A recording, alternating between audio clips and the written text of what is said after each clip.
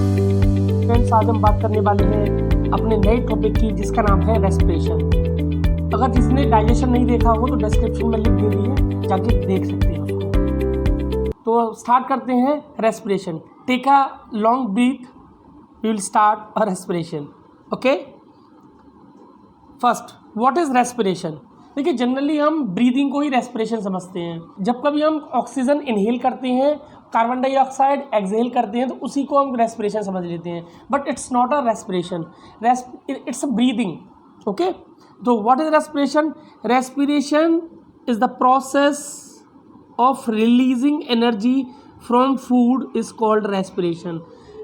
Energy को release करना from food, जो हम खाते हैं उससे जो हमें एनर्जी मिलती है, ठीक है, उसी को हम रेस्पिरेशन बोलते हैं। ठीक है, the energy release during respiration is stored in the form of ATP.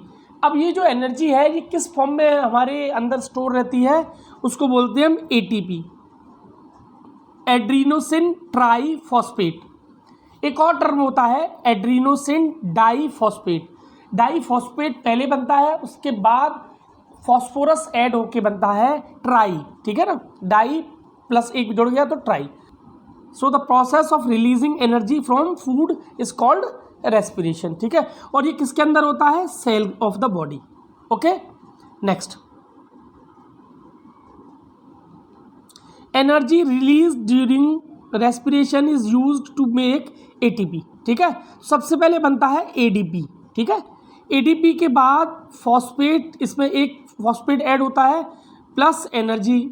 ठीक है, तो बन जाता है हमारा एटीपी, और ये एटीपी हमारे सेल के अंदर स्टोर रहता है। जब हमें ज़रूरत पड़ती है तब हम इसका यूज़ कर लेते हैं। ठीक है, when the cell needs the energy the ATP can be broken down. तो ये जो एटीपी है एनर्जी, ये ब्रोकन डाउन हो जाती है एडीपी, फॉस्फेट, और हमें क्या मिल जाती है, एनर्जी।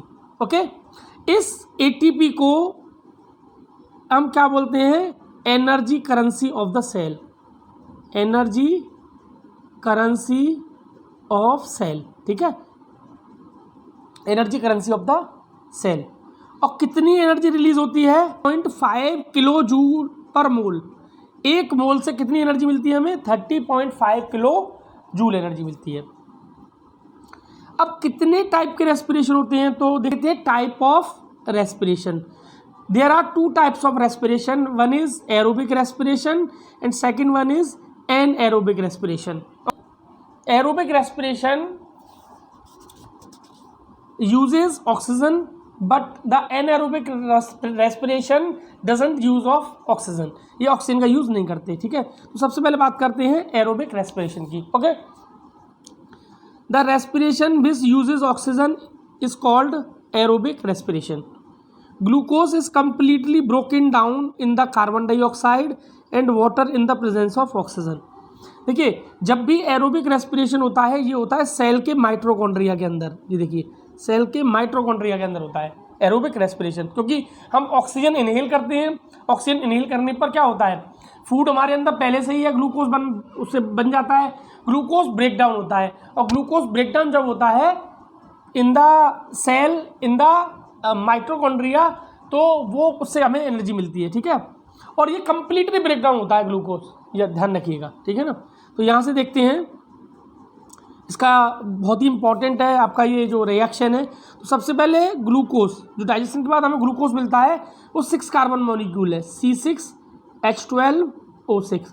कितने कार्बन मॉलिक्यूल है, 6 कार्बन मॉलिक्यूल है। ओके, इसके बाद ये साइटोप्लाज्म में ही ब्रेक हो जाता है सबसे पहले। ठीक है, और उसको बोलते हैं पायरोवेट। क्या बोलते हैं, पायरोवेट। ये होता है 3 carbon molecule. Presence of oxygen, oxygen की प्रेजेंस में ही होता है एरोबिक रेस्पिरेशन। और कहाँ होता है, माइट्रोकॉन्ड्रिया में। और किस में टूटता है ये, carbon dioxide, H2O and energy. और एनर्जी किस फॉर्म में होती है, एटीपी फॉर्म में। तो कार्बन डाइऑक्साइड को तो हम एक्सहेल कर देते हैं। ठीक है, वाटर को हम यूज़ कर लेते हैं अपनी बॉडी में, और एनर्जी को भी हम यूज़ कर लेते हैं। चलिए, most of the organism carried out aerobic respiration. जैसे मैन है, डॉग है, अर्थवॉर्म है, हम लोग एरोबिक रेस्पिरेशन करते हैं। लेकिन इनके अलावा एक रेस्पिरेशन और होता है, इसको बोलते हैं anaerobic respiration. Anaerobic respiration 2 type का होता है। एक तो नंबर 1 विदाउट ऑक्सीजन और दूसरा है हमारा lack of oxygen, lack of oxygen, ठीक है। दो टाइप से होता है, तो दोनों टाइप समझते हैं। सबसे पहले respiration which takes place without oxygen, जो मैंने बताया इसको एनएरोबिक बोलते हैं। Micro organism like yeast break down glucose into the ethanol and carbon dioxide and release energy. देखिए ग्लूकोज ब्रेक डाउन होता है साइटोप्लाज्म में, यीस्ट में, ठीक है। सबसे पहले पायरोवेट में चेंज होता है और ये एब्सेंस ऑफ ऑक्सीजन में होता है, और ये कहाँ होता है, यीस्ट में, ठीक है।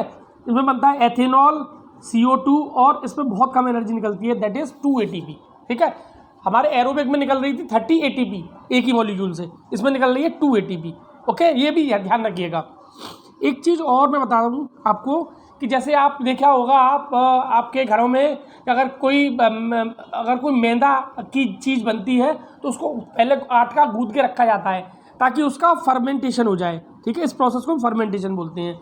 इसमें आपने देखा होगा एथेनॉल, जैसे आप जलेबियाँ खाते होंगे तो हल्की खट्टी लगती हैं, वो इसलिए लगती हैं कि उसमें एथेनॉल वो फर्मेंटेशन हो जाता है। आपने देखा होगा कि अंगूर का भी फर्मेंटेशन हो जाता है और किशमिश बनती है, ठीक है। चलिए आगे चलते हैं। ये हो गया आपका विदाउट ऑक्सीजन। अब बात करते हैं लैक ऑफ ऑक्सीजन की, ठीक है। ये भी एनाएरोबिक है। Anaerobic respiration takes place in our muscles during vigorously physical exercise. हम बहुत ज़्यादा एक्सरसाइज कर लेते हैं तो वहाँ ऑक्सीजन की रिक्वायरमेंट हमारी बढ़ जाती है, लेकिन उतनी मात्रा में ऑक्सीजन मिल नहीं पाती है बॉडी को, तो वहाँ क्रैम्प्स बन जाते हैं। आपने देखा होगा जब ज़्यादा एक्सरसाइज कर लेते हैं वहाँ क्रैम्प्स बन जाते हैं। ज़्यादा आप रनिंग कर लें तो वहाँ भी क्रैम्प्स बन जाते हैं, ठीक है। तो जो ग्लूकोज है वो साइटोप्लाज्म में टूटता है, पहले पायरोवेट्स में, फिर एब्सेंस ऑफ ऑक्सीजन में इन आवर मसल्स, ठीक है। तो क्या बनता है, लैक्टिक एसिड, और कितनी एनर्जी मिलती है, 2 ATP। तो कंप्लीट एनर्जी नहीं मिल पाती है हमें, देखिए 2 ATP मिल रही है, ठीक है। हमें ज़्यादा एनर्जी चाहिए, और लैक्टिक एसिड जो होता है ना हमारी मसल्स में क्रैम्प्स दे देता है वो। आपने देखा होगा ज़्यादा एक्सरसाइज कर लेते तो क्रैम्प्स पड़ जाते हैं वहाँ, ठीक है। इसमें डिफरेंस भी देख सकते हैं हम एनाएरोबिक और एरोबिक रेस्पिरेशन में, ठीक है। ये प्रेजेंस ऑफ ऑक्सीजन की वजह से होता है, ये एब्सेंस ऑफ ऑक्सीजन, ठीक है। इसमें कंप्लीट ब्रेकडाउन होता है, इसमें कंप्लीट ब्रेकडाउन नहीं होता, ठीक है। End product are carbon dioxide, water, और इसमें एंड प्रोडक्ट है ethanol, carbon dioxide and lactic acid, ठीक है। इसमें जो कंसिडरेबल अमाउंट ऑफ एनर्जी है वो अच्छी होती है, लेकिन इसमें much less energy is produced. तो आप देख सकते हैं कि एरोबिक रेस्पिरेशन और एनारोबिक रेस्पिरेशन में क्या डिफरेंस है, ओके। नेक्स्ट हमारा human respiratory system. Respiratory system समझना है तो आपको उसका डायग्राम समझना पड़ेगा, ठीक है। तो सबसे पहले डायग्राम पर नज़र डालते हैं, ठीक है। हमारा नेसल पैसेज, ठीक है, यहाँ से हम एयर को सक करते हैं। ये हमारा माउथ कैविटी है, यहाँ पे फेरिक्स होता है, ये फेरिक्स है।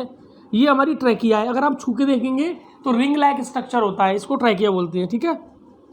गर्दन को छू के देखिए। नीचे है वॉइस बॉक्स, जिसको लैरिक्स बोलते हैं, ठीक है। जब बोल रहे हैं, जैसे मैं बोल रहा हूँ तो मेरी जो वॉइस आप सुन रहे हैं वो वॉइस बॉक्स से निकल रही है, इसको लैरिक्स बोलते हैं। ये इसके जो ट्रैकिया है इसके जस्ट ऊपर होती है रिंग ऑफ कार्टिलेज। आपने देखा होगा, ये छू के देखेंगे तो रिंग आपको दिखेगी यहाँ पे गले के नीचे। इसके नीचे ये जो रिंग ऑफ कार्टिलेज है, जो ट्रैकिया है, 2 भागों में विभाजित हो जाता है, 2 पार्ट्स में। इसको बोलते हैं ब्रोंकाई। क्या बोलते हैं, ब्रोंकाई। और ये जो ब्रोंकाई है ये बहुत सारे जगह डिस्ट्रीब्यूट हो जाता है, देखिए हो भी रहा है, ठीक है। इसको बोलते हैं हम ब्रोंक्यूल्स। क्या बोलते हैं, ब्रोंक्यूल्स। और ब्रोंक्यूल्स के अंदर होती है हमारी एल्वोली। क्या होती है, एल्वोली। यहीं गैसियस एक्सचेंज होता है एल्वोली में, ठीक है। ऑक्सीजन ये ब्लड को देती है और वहाँ से ब्लड से क्या ले लेती है, कार्बन डाइऑक्साइड, और एक्सहेल कर देती है, ठीक है। और ये टोटल मिला के क्या बोला जाता है, ये हमारे लंग्स हैं, ठीक है। ये सब लंग्स का ही पार्ट है। ये नीचे डाइजेशन सिस्टम को सेपरेट करने के लिए नीचे होता है डायाफ्राम। तो ये all about the respiratory system of human, ठीक है।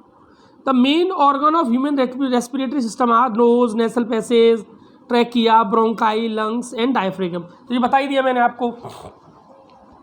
तो सबसे नोस्ट्रिल की, तो नोस्ट्रिल से क्या करते हैं हम, एयर से नोस्ट्रिल अंदर जाती है, ठीक है। और हमारे नोस्ट्रिल के जो अंदर है वो एयर पार्टिकल्स होते हैं जो डस्ट को अंदर नहीं जाने देते, ठीक है।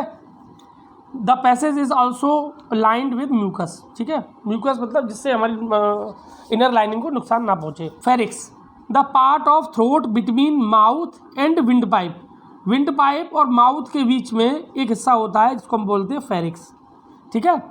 From nostril air enters into the pharynx and then goes into the trachea और विंड पाइप। ट्रैकिया को विंड पाइप भी बोलते हैं, ठीक है। सबसे पहले ये जो एयर है वो हमारे फेरिक्स के थ्रू कहाँ पहुँचती है, विंड पाइप में, ठीक है, ध्यान रखिएगा।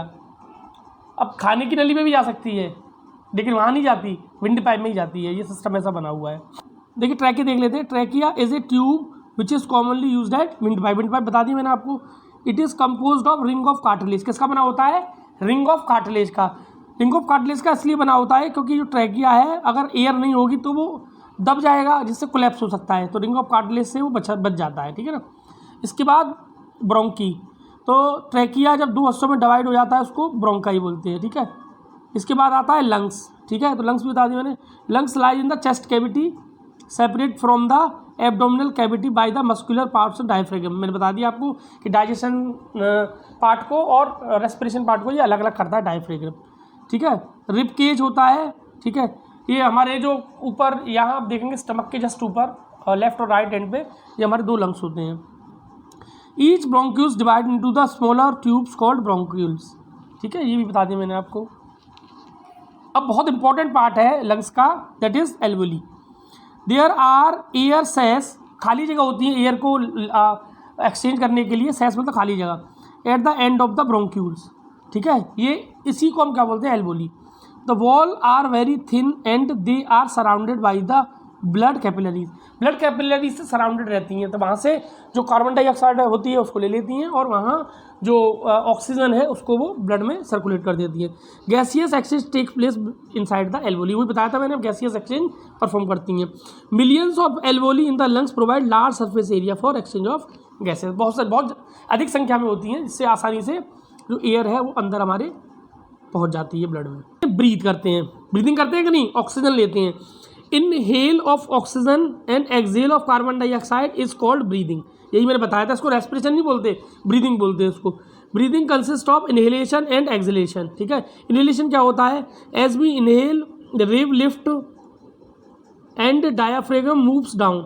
एक बार आप सांस लेके देखिए, तो जो आपका जब आप सांस लेंगे, देखिए मैं लेके देख रहा हूँ इस तरह से, तो देखिए ये जो आपका डायाफ्रागम है ये क्या हो जाता है, देखिए यहाँ लिखा हुआ है ना, moves down, diaphragm moves down, flatter हो जाता है। The chest cavity become large, आगे की तरफ, चेस्ट आपकी आगे की तरफ आती है, ठीक है। Air is sucked into the lungs and filled the expanded alveoli, ठीक है। तो ये कहाँ पहुँच जाती है, हमारी एल्वोली में पहुँच जाती है, ठीक है। अब the oxygen in alveolar air is taken up by the alveolar blood vessels and to be transported to the cell of the body, ठीक है। तो ये ब्लड में घुल के हमारे प्रत्येक सेल तक पहुंचती है। This oxygen is carried out in the blood by respiratory pigment haemoglobin. और इसमें ब्लड में कौन इसको कैरी करता है, हमारे ब्लड में एक पार्ट होता है हीमोग्लोबिन, वो इसको ऑक्सीजन को कैरी करता है, which have high affinity for oxygen, clear. This pigment is present in the red blood corpuscles. तो ये जो पिगमेंट होता है ना हीमोग्लोबिन, ये हमारे ब्लड के कर्पस्कल्स में होता है, ठीक है, पार्टिकल्स में होता है। जैसे ही oxygen reaches to the cell, जैसे ही ऑक्सीजन कहाँ पहुँचती है, सेल के अंदर पहुँचती है, तो वहाँ हमारा ग्लूकोज पहले से ही प्रेजेंट होता है, ठीक है। और जैसे ही ग्लूकोज प्रेजेंट होता है तो ग्लूकोज ब्रेक डाउन होने लगता है किस किस में, carbon dioxide, water and energy, जो एटीपी की फॉर्म में स्टोर रहती है। और जो कार्बन डाइऑक्साइड है डिफ्यूजेस इनटू द ब्लड, फिर वो ब्लड में घुल जाती है, ठीक है, और उसको कैरी करता है हमारा प्लाज्मा, ठीक है, ध्यान रखने ये बात। It is to lungs in the absorb form, ठीक है। फिर हम उसको क्या कर देते हैं, एक्सहेल कर देते हैं। अब एक्सहेल के दौरान जब आप एक्सहेल करते हैं तो देखिए एक बार इनहेल करते हैं तो जो लंग्स है वो चेस्ट हमारी आगे की तरफ आती है, लेकिन जैसे ही हम एक्सहेल करते हैं तो ये चेस्ट जो है हमारी कहाँ जाती है, अंदर की तरफ, और डायफ्रागम अपनी ओरिजिनल पोजीशन में आ जाता है। इस तरह से जो हमारा रेस्पिरेशन है वो कंप्लीट होता है और हमें एनर्जी प्रोवाइड करती है। आपको वीडियो कैसा लगा, सब्सक्राइब करें, लाइक करें और वीडियो को शेयर करें। Thank you.